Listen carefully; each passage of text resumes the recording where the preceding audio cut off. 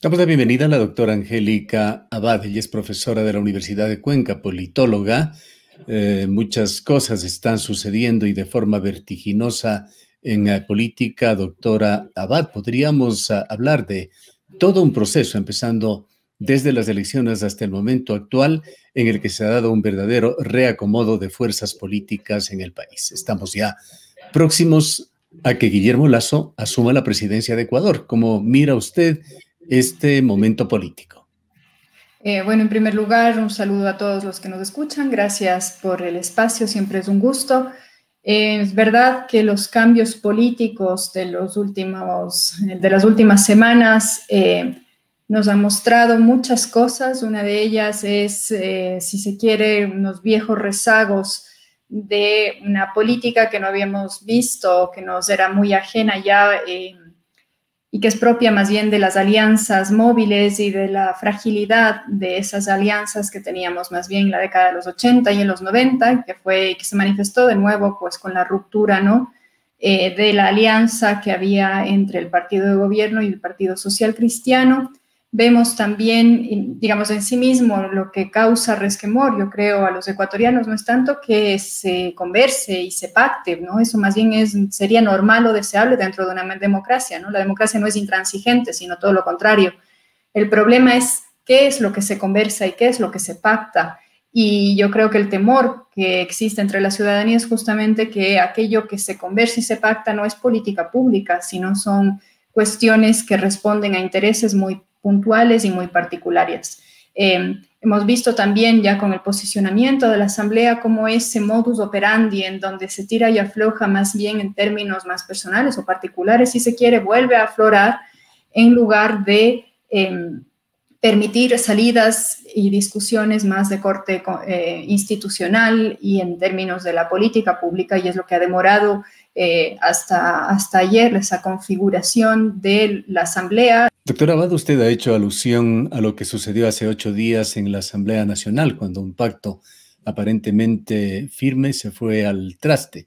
En forma posterior salieron a la luz lo que usualmente no se conoce, esas conversaciones en privado o por debajo de la mesa que mantuvieron partidos como UNES, Partido Social Cristiano y otros actores políticos, y tuvieron ese desenlace inesperado. ¿El desenlace piensa usted que fue un tema accidental que se dio porque así estaban las cosas o tuvo algo que ver alguna maniobra, alguna espacio de maniobra, alguna habilidad política que impregnó el partido de gobierno, creo? Bueno, no se sabe exactamente, y me refiero a que no se sabe porque si es que hubiese habido alguna maniobra o habilidad política per se, a lo mejor ya lo hubiésemos visto a lo largo de esta semana en la conformación de la Asamblea. Se ha hablado mucho de esto, ¿no? Ha habido acusaciones y demás, y de hecho algunos de los líderes de Pachacuti incluso han dicho que no, y han reiterado que no ha habido ningún tipo de negociación. Si es que hubiese habido algo, en teoría tendríamos que haberlo visto luego ya en la conformación de las comisiones o podríamos verlo luego en la distribución, si se quiere, de puestos ya en las instituciones públicas, que todavía no está completa. Entonces, habría que ver o habría que esperar un poco a que ya eche a andar, si se quiere, la legislatura y eche a andar el gobierno para poder respondernos a nosotros mismos esa inquietud, ¿no? ¿Qué es lo que hubo? Porque algo tiene que haber, insisto, ya sea a nivel de política pública, programático, que fuese lo ideal, o a otro tipo de cosas quizás más informales y no tan buenas para el país, ¿no? Pero esos resultados de hace 8 días marcaron una ruta. Fue satisfactorio para unos actores y otros quedaron como perdedores. Sí, ahí ya depende, digamos, hay dos puntos de vista y depende qué es lo que uno valore más, ¿no? Hay personas que dicen, bueno, ahora sí, le salió el tiro por la culata al presidente porque no va a haber manera realmente de que gobierne, de que pueda obtener las mayorías en el legislativo que requiere justamente para sacar adelante al país. Esa es una lectura, ¿no? La quizás ausencia de gobernabilidad. La otra que podríamos hacer es, con eso, en cambio, se apuntó una victoria porque demostró que efectivamente estaba consciente de la gran división o de los intereses de aquellos que votaron o eligieron su candidatura en segunda vuelta en contra de, digamos, del correísmo, ¿no? Directamente sería en ese entonces. Entonces, esa tesis, en cambio, estaría defendiendo si se quiere, la coherencia en el accionar político del partido de gobierno y le premiaría por ahí, le daría un poco más de apoyo o legitimidad política, ¿sí? En ese sentido. Yo creo que el escenario real, independientemente de la vía que hubiese adoptado, es que al actual gobierno le va a ser muy difícil sacar adelante cualquier tipo de política porque no cuenta con la fuerza en la Asamblea para hacerlo. Y no lo hubiese contado tampoco si es que se hubiese ido o hubiese mantenido el pacto con los socialcristianos, porque eventualmente podríamos esperar que las diferencias ideológicas entre, yo qué sé, socialcristianos y UNES hubiesen llevado a una ruptura del pacto, ¿no? Luego, esa alianza o lo que se dijo que implicaba esa alianza en términos de la metida de mano a la justicia y amnistías y no sé qué, también yo creo que le hubiera pasado una factura gruesa, no solamente al gobierno, sino al conjunto de las fuerzas políticas de la Asamblea, ¿no? Entonces, un poco por ahí va a depender de gustos cuál va a ser la valoración. Este viernes la Asamblea Nacional volvió a actuar con una mayoría. 70 votos posibilitaron nuevamente otros capítulos de la organización interna. Se conformaron ya 15 comisiones. ¿Cómo vio usted esta situación, la jornada del jueves y sobre todo los resultados a los que se llegaron? A ver, se dieron, digamos, hay algunas comisiones, no les he seguido la pista a todas, pero aparentemente lo que tenemos son conformaciones diversas. Yo creo que finalmente digamos, la directiva de la Asamblea entendió que su papel como directiva de la Asamblea no era tener una posición de imponer tales o cuales cosas, sino de facilitar y viabilizar las sesiones. Entiendo que muchas de las comisiones, y ahí, digamos, escuché en una entrevista, se me escapa el nombre, a una legisladora social cristiana, que algunas de las comisiones ya habían empezado a andar previamente antes de ser sancionadas en el Pleno, ¿no? Entonces, eso también puede haber sido, ¿no? Que simplemente ya, independientemente de lo que suceda o no suceda en el Pleno, pues las cosas ya empezaron a andar. Claro, y entre ellas había una fundamental para el régimen y para Guillermo Lasso, la Comisión de Régimen Económico y Tributario y Regulación y Control, que quedó en manos de uno de los legisladores de Creo, Diego Ordóñez, en la presidencia, me refiero con esto de que quedó en manos. Sí, a ver, cuestiones claves, ¿no? La de justicia, la de... Fiscalización con Fernando Villavicencio. La de fiscalización, la de, a ver, justicia, economía, fiscalización, son claves y son por lo general en donde más va a haber pelea, ¿no? Y donde más va a haber ese tira y afloja que va a buscar imponer.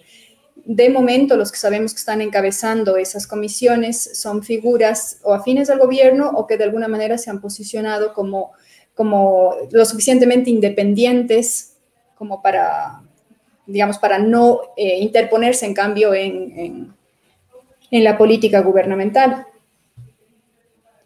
En cuanto a la conformación del gabinete, también paralelamente se ha dado a conocer ya un gabinete prácticamente estructurado en su 100%. Algún pequeño detalle falta por allí, pero se tiene ya una imagen clara, rostros y nombres de quienes acompañarán en el gobierno Guillermo Lasso. ¿Qué impresión le causa el ver esta serie de profesionales jóvenes, muy pocos políticos, que serán quienes conformen este gabinete? A ver, el gabinete, yo creo que la primera bomba, y eso lo hizo bien estratégicamente, fue el tema de la parte social, ¿no? Y eso llamó mucho la atención porque era bastante plural, tenía ahí perfiles profesionales. Creo que un poco después ha ido soltando a cuentagotas las otras carteras, pero han obedecido un poco el mismo criterio, ¿no? Personas con especializaciones en cada una de sus áreas y digamos que son reconocidos en general como personas eficientes. Si se quiere, es la impresión que yo tengo. No les conozco muy a fondo, más allá de lo que conocen, digamos, de lo que conocemos todos respecto de su accionar, ¿no? Yo creo que todavía nos falta uno clave, que va a ser el clave con la Asamblea, y ahí es en donde vamos a terminar de ver las cosas, que es el Ministerio de Gobierno. Que debería ser una persona muy capaz para manejar una situación que se la ve difícil aún en términos de gobernabilidad, de gobernanza al gobierno. Sí, yo creo que ese va a ser el comodín y es el que vamos a esperar en el transcurso de hoy o del fin de semana. Deberíamos tener claro quién es, porque ya tiene que tener esto listo, ¿no? para el día lunes. ¿Qué lectura le deja a usted ese otro aspecto de personas que son elegidos por el voto popular para una determinada dignidad, luego se retiran y toman un destino totalmente diferente? Sucedió ya recientemente con Yacu Pérez, ex prefecto de la SUAY, hoy independiente y alejado de la política, luego de haber hecho noticia durante varios meses en Ecuador como candidato a la presidencia de la República. Y ahora uno de los legisladores de la provincia de la SUAY, otro político de carrera, Marcelo Cabrera, fue elegido para asambleísta, pero ocupará el Ministerio de Transporte y Obras Públicas. Sí, a ver, hablemos en orden cronológico. Tenemos a Esteban Bernal, que fue electo asambleísta, que después se postuló para la prefectura y dejó a medias el cargo. Tenemos el caso del propio prefecto, que es lo mismo, y ahora Marcelo Cabrera. A ver, a mí me parece muy irresponsable, en general, presentarse a un cargo de elección popular y después desoír el mandato que a uno le estaba entregando el elector para ocupar un puesto de designación política, ¿no? Si es que esas personas que tenían ese caudal político lo que querían era ejercer después un puesto de responsabilidad política o lanzarse para otro cargo, ¿no? Si lo que yo no quería era ser prefecto, sino presidente, o no quería ser asambleísta, sino prefecto, yo creo que lo responsable desde el punto de vista del mandato popular, si se quiere, es esperar a terminar esas funciones y después buscar esas vías que uno está buscando, o directamente no ingresar a esa lid, ¿no? En el caso de Marcelo Cabrera, yo creo que es un poco más delicado, incluso porque, si se quiere, Bernal estuvo de asambleísta, hizo un buen papel en la asamblea y después se retiró. Y Yacu Pérez también asumió la prefectura y estuvo en la prefectura con sus pros, sus contras, lo que sea, las críticas que podríamos hacerle, y después se retiró, pero estuvo de prefecto. En el caso de Cabrera, ni siquiera hemos tenido la oportunidad de verle en su función como asambleísta, ¿no? Como para juzgar. Personalmente, yo diré, esta es mi opinión, me parece que hacen mal, ¿no? Porque desvirtúa a la democracia. Y dice mucho de cuál es la visión de esas personas sobre el voto popular que recibieron, ¿no? Ese voto de confianza para ejercer una función, no ejercerla. ¿Y cómo ve usted la posición actual de Yacu Pérez?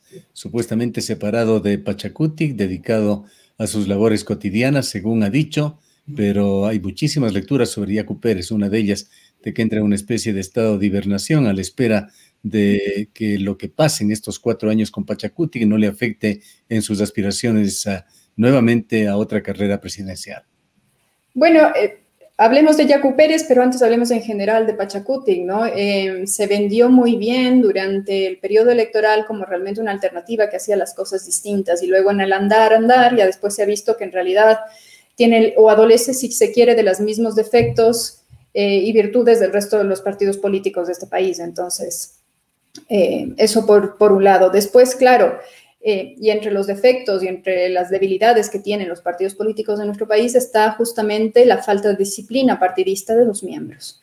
Entonces tenemos, y es muy usual, todos los tránsfugas que se suelen dar a nivel de la asamblea, que ni bien ingresan, ya después ya se desafilian y pasan al banco los independientes. Tenemos aquellos que en una elección son de un color y se ponen un partido y después a las otras elecciones se ponen otro.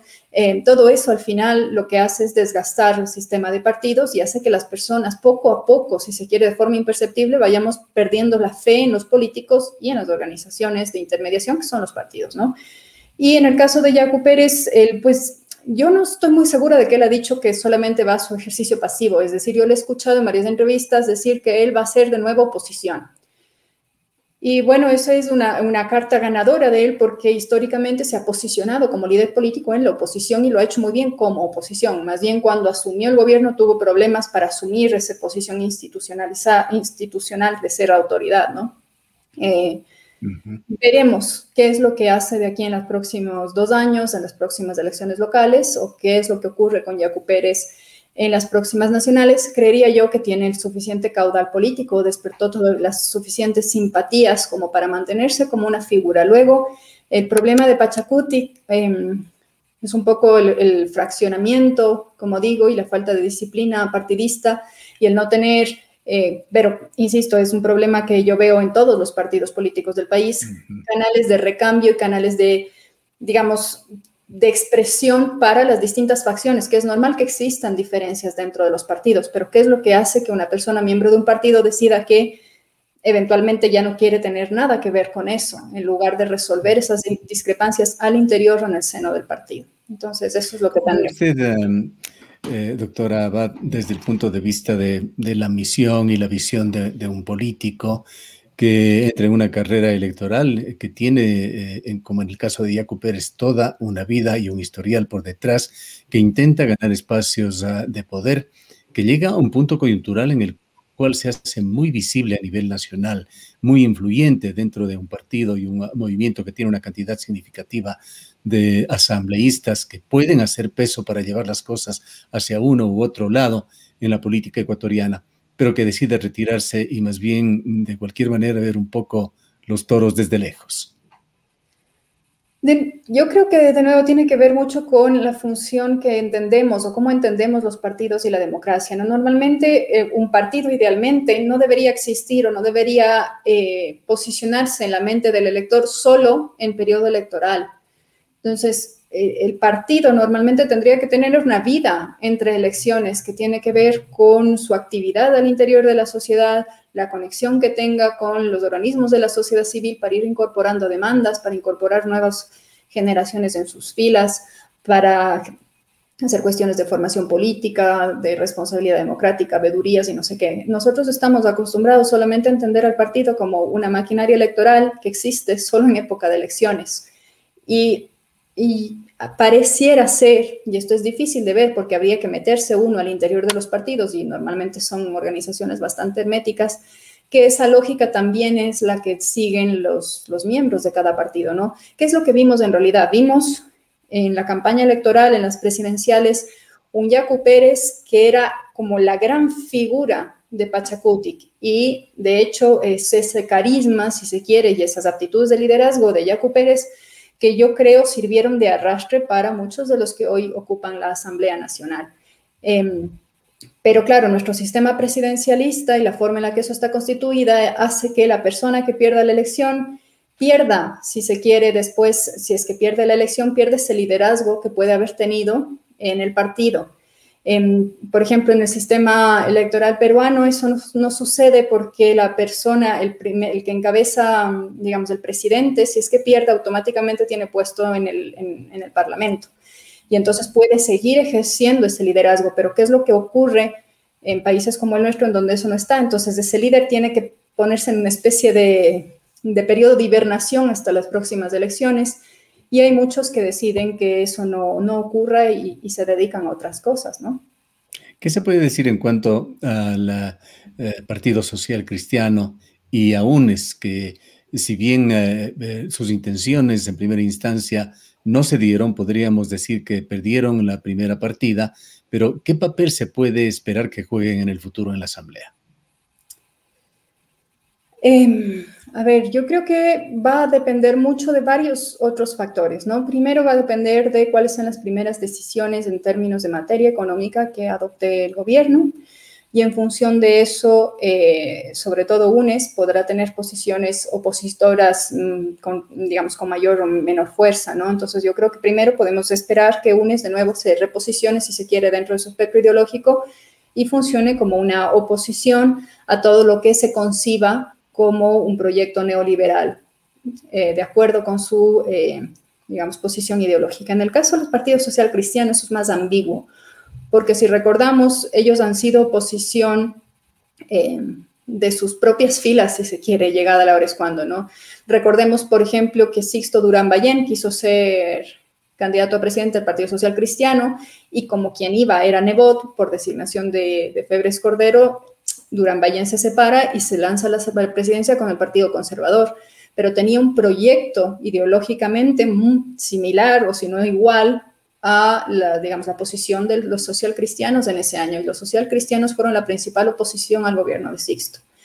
Entonces, en ese sentido, el modus operandi del Partido Social Cristiano y también lo que le ha hecho perder otros tantos bastiones, si se quiere, sobre todo a nivel de la sierra ecuatoriana, bastiones electorales, es justamente esa posición más ambigua respecto de a quién y cómo se apoya. Yo creo que podríamos esperar que los socialcristianos apoyen lo que les conviene en ese sentido y por lo general también que se dediquen a hacer una oposición firme al gobierno, aun cuando lo que se promulgue no esté muy alejado de sus propios ideales. Ahora, para saber si es que hay condiciones de gobernanza en el país, habrá que esperar ver si es que existe una mayoría con la que el gobierno pueda contar, y esto podría darse solamente cuando el gobierno ponga ya a consideración proyectos económicos, tributarios, con efectos sociales. Sí, vamos a esperar y como digo, ahí es en donde vamos a ver realmente cuál es esa capacidad de maniobra, creatividad y bagaje político que tiene el gobierno de Creo, ¿no?